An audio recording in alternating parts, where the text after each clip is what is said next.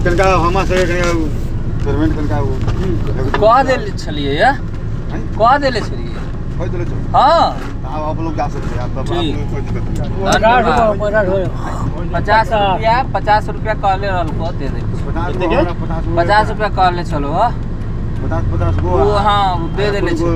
Shopping तनका दूर तू ले ले भाई तू तोहर मोबाइल रखले है कौन बात तू हमरा से ई ओकरा से ना ई हमरा तरफ से ठीक तीनों लो 10 रुपया ठीक ना 40 को देन दो 40 को तीनों के फिर तीन गो अच्छा 10 को और दो ना हो गेलै 10 को और देबो तो हो एक्स्ट्रा ई हम अपना तरफ से देलियो तोरा तीनों के आ तो ए कोनो एगो नंबर दो तू दो अपन तीनों में से सुनो ना सुने ना जितना माल चाहिए आ जाए 027 फोन करबो हमा खाली तो धरा दिया खाली हो जरा केते माल चाहिए हमरा खाली हाँ, कहा ना फोन कर हम देबो। वेंडर छी ना तोरा फोन कर लियो ना चेलवा सब हमरा दोनों चेलवा है हाँ तो ई नंबर तोर सही हो ना माल हां हमरा तो मालूम नहीं रहले कि आज हम शराब की तस्करी का एक बड़ा न्यूज आपको बताने वाले हैं।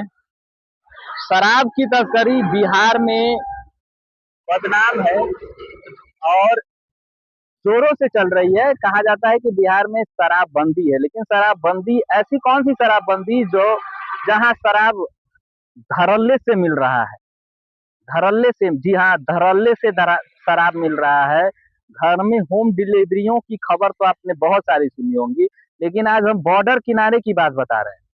हमारे पीछे आप तस्वीरों में भी देख सकेंगे कि ये जो क्षेत्र है वह रोड के इस तरफ बिहार है और रोड के उस तरफ नेपाल है। हमारे पास सारा सबूत है कि किस तरीके से बिहार में नेपाल से शराब आता है।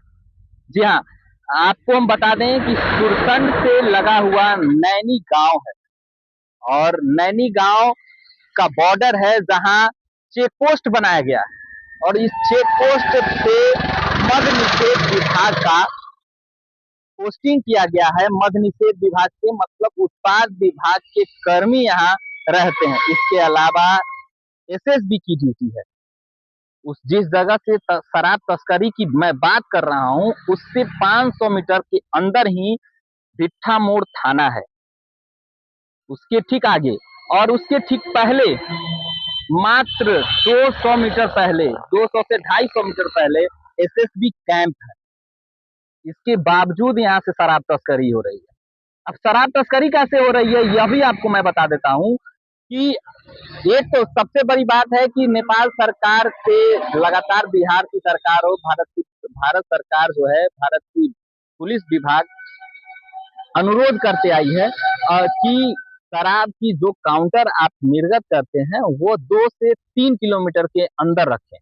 लेकिन यहाँ की जो मैं बात बता रहा हूँ, भारत की जो बॉर्डर है उससे मात्र 100 मीटर उस तरफ, 100 मीटर मतलब रोड से उतर गए जहाँ चेक पोस्ट है उससे 100 मीटर की दूरी पे शराब की दर्जनों दुकानें, दर्जनों मतलब दर्जन भर संख्या में शराब की दुकान है और वहां से शराब की होम डिलीवरी नहीं, शराब की डिलीवरी हो जाती है। अगर आपको 1 कार्टून शराब लेना है या 2 बोतल लेना है, 1 बोतल लेना है, मात्र 50 रुपया दुकानदार को दे दीजिए, आपका शराब इधर पहुंचा देगा।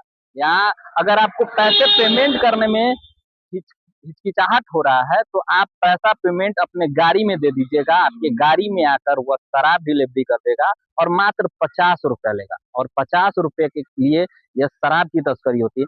और ये ऐसा ही नहीं, ऐसा पहला मामला नहीं है, हम वहां से नहीं दिखा सकते थे, लेकिन चूंकि स्थानीय लोग जो हैं वहां विरोध करते, वहां के स्थानीय लोग, इसके अलावा स्थानीय पुलिस, उत्पाद विभाग, एसएसबी सबकी मिली भगत से यह कार्य हो रहा है। शराब पीकर लोग आराम से गाड़ी, दर्जनों गाड़ी लगी थी, हमारे विजुअल में देख लीजिएगा, दर्जनों गाड़ियां लगी हुई थी जो शराब पीने के लिए इधर से गाड़ी लगा देते हैं और उधर 2 कदम पे चल के जाते हैं और शराब पीकर उधर से चले आते हैं। इतना ही नहीं, शराब लेकर भी चले आते हैं। अगर आपको डर लग रहा है तो आप डरिए मत, आप 50 रुपया दे दीजिए, आप लेकर चले आइए। अगर नए हैं तो, अगर लगातार आते जाते हैं तो एसएसबी की पुलिस हो या नेपाल की पुलिस हो, उसको 50-50 रुपया दे दीजिए, आपको पास करा देगा। ऐसी शराबबंदी वाले बिहार की बात आपको हम बता रहे हैं जहां लोग कह रहे हैं कि शराब पूर्णतः बंदी है, लेकिन आपको घर तक तो शराब पहुंच रहा है। अगर आप ओरिजिनल शराब पीना चाहते हैं, नेपाल की शराब पीना चाहते हैं, तो आप यहाँ आइए और 50 रुपए में आपको इधर मिल जाएगा, या फिर आप उधर जाकर भी पी सकते हैं। इस तरीके से शराब की तस्करी हो रही है और यहाँ एकदम कहा जा सकता है कि बिना स्थानीय पुलिस और बिना स्थानीय प्रशासन के सहयोग के बिना शराब की तस्करी क्या परिंदा पैर भी नहीं मार सकता है। तो इस तरीके से शराब की तस्करी हो रही है। ये हमारी बिहार सरकार और केंद्र सरकार के अनुरोध हमेशा जारी है कि कम से कम 2 किलोमीटर से अधिक दूरी पर शराब का केंद्र बनाए, जिससे कुव्यवस्था न बिहार में हो, न इंडिया में हो और न अमेरिका नेपाल में हो। लेकिन नेपाल की सरकार किलोमीटर से कम रेंज में वो बनाते जा रही है।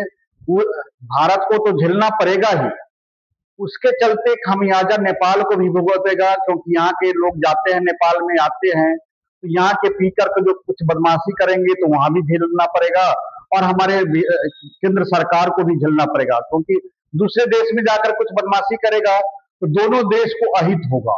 तो कम से कम 2 किलोमीटर दूरी के बाद ही उनको शराब का व्यवस्था रखना चाहिए, जिससे दोनों देश के लिए व्यवस्था सही रहे।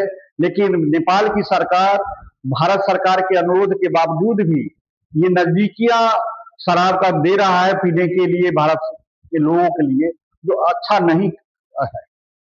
शराब पहुंच भी जा रहा है, नजदीक भी पहुंच जा रहा है, तो इससे भी सांप्रदायिक सौहार्द क्या, कि जो पीने वाला है कुछ भी कर सकता है, क्योंकि जो होश में नहीं हुआ कोई भी दोष दे सकता है। 50 रुपए में मात्र पार कर दे रहा है। वो तो पाउच का है, जो चीज है जो शरीर के लिए हानि होता है। और आदमी आर्थिक तंगी के चलते, गरीबी के चलते, नेपाल के आदमी हो या भारत के आदमी हो, पैसा के चलते आदमी 50 रुपया में भी रात्रि में इधर से उधर करता है। वो तो ये नहीं जानता है कि इससे क्या होगा, देश में क्या दिक्कत होगी। वो तो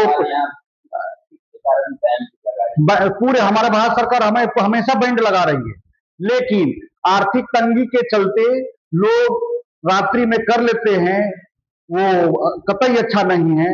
और हमेशा सरकार को ध्यान दे रही है, लेकिन मजबूरी के चलते मजदूरी लोग ये काम करते हैं। ये सबसे बड़ा दोषी इसमें नेपाल सरकार है, जो हमारे किलोमीटर के कम रेंज में दे रही है। नेपाल सरकार से अनुरोध है कि कम से कम 2 किलोमीटर दूरी पर ही अपने शराब का ठेका रखें। बॉर्डर से 100 मीटर की दूरी पर शराब का दुकान है, लगातार तस्करी हो रही है, तो क्या करेंगे?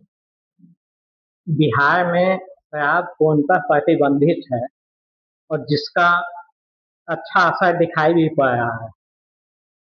ऐसी स्थिति में नेपाल सरकार बॉर्डर से चंद कदमों की दूरी पर खुलेआम शराब की बिक्री करवा रहा है, जो दोनों देशों के आपसी संबंध पर इसका बहुत ही बुरा असर पड़ेगा।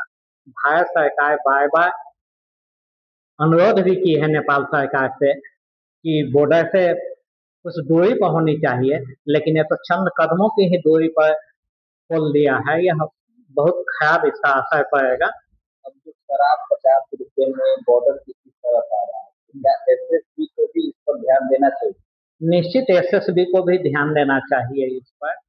कहीं न कहीं एसएसबी की भी भूमिका संदिग्ध नजर आती है। जब यहाँ खुलेआम मिल रहा है, वहां से पी के इधर आके हंगामा करना, शराब पी के जाहिर सी बात है कि कोई हंगामा ही करेगा, उसका मकसद कभी भी अच्छा नहीं होता है।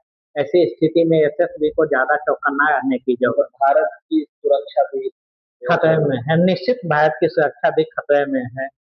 आपके राज्य की खबरें, आपके शहर की खबरें सबसे पहले जानने के लिए देखते रहें अमर उजाला। चैनल को सब्सक्राइब जरूर कर लें और पाएं हर अपडेट।